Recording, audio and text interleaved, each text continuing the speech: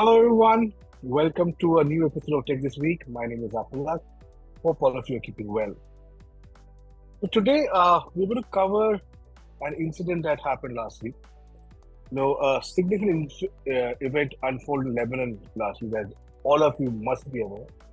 It's in the news everywhere. So several Hezbollah members lost their lives, and thousands were injured after their pages exploded. I mean, for most of us, we thought pages were extinct, right? I mean, there was a time when pages had its time, probably say 20 years back, or maybe more than that. And I can't imagine anybody using a pager today, but this is where the surprising part is. Yes, the Hezbollah members used to use pages to communicate, and they exploded. In fact, the very next day after this incident happened, there was another wave of explosions that occurred, and this time it involved walkie-talkies.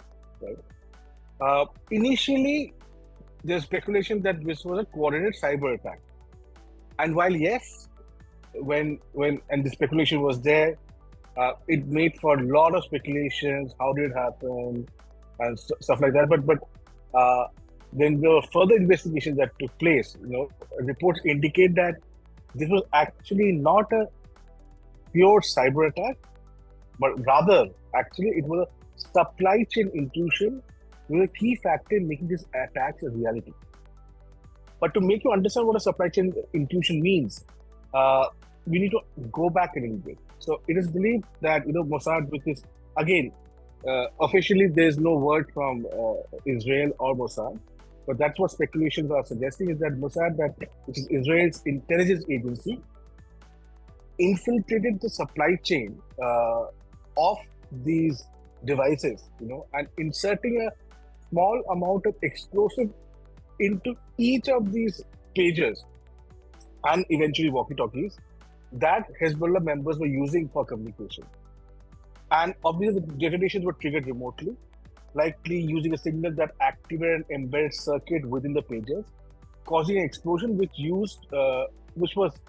was used to trigger all these devices, right? So, like I said, while there are many theories circulating about the incident, to the best of our understanding and knowledge, this does not appear to be a typical cyber attack. It is not. Because cyber attacks generally involve disrupting, damaging, or gaining unauthorized access to computer systems or networks through digital means. Here, as I said, by supply chain intrusion, these walkie-talkies or these pages, they were opened up. There were small devices put into it, which worked as explosives, which were detonated remotely, right? So, like I said, the attack involved actual physical tampering with the communication device, right? And typically the pagers and eventually walkie-talkies were the delivery mechanical explosive, right? However, elements such as remote detonation and possible use of digital signals to trigger the explosions, bear similarities to cyber warfare practice. The question that we're trying to asking is the use of explosive with pagers triggered by remote signals, does it introduce a concept of cyber physical dimension to the increasing complex world of warfare, right?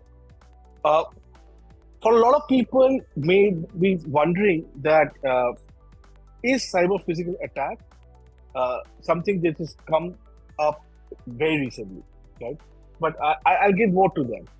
So typically, but first and foremost, let's first define what a cyber physical attack is. So a cyber physical attack is where you have is one that directly causes physical explosion, and which is extremely complex and rare, right? So, but not impossible to conduct, right? There have been, in fact, instances in the past where a cyber physical attack has been meticulously planned and executed. In fact, there are several theoretical ways in which a cyber and physical element can be combined to target hardware. One method is through firmware exploitation. So for all of you who don't understand what firmware, every smartphone has a firmware, mind you, right? And in any and many of these you know Internet of Everything connected devices may also have a firmware. So firmware is the low-level software controlling the hardware function within the device, right? So attackers can remotely exploit the vulnerability in a device firmware. So once the firmware is compromised, perhaps through remote command execution, attackers can manipulate the device's physical components, such as batteries or chips, causing them to overheat or malfunction, potentially leading to a physical explosion. A case which typically defines a cyber attack happened back in 2010. You heard it right, 2010, which is almost 14 years back. So I'm talking about the example of Stuxnet, right? So Stuxnet was a real-world example, right?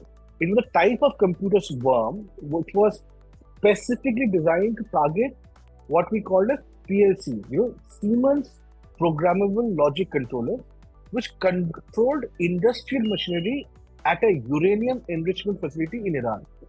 Obviously, when you talk about uranium enrichment, you're talking about the nuclear program.